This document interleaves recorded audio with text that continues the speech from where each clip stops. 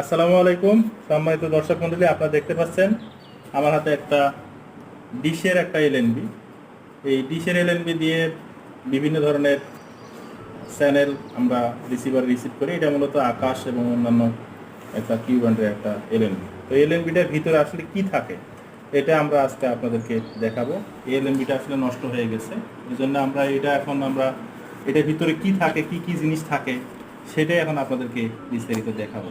এটা খোলার জন্যে এই মুখটা এখানে আনক্যাপ করতে হবে। আনক্যাপ করে এর ভিতরে দেখেন এই যে মূলত এটাই এলএনবি। এর ভিতরে থাকে এখানে একটা সার্কিট আছে।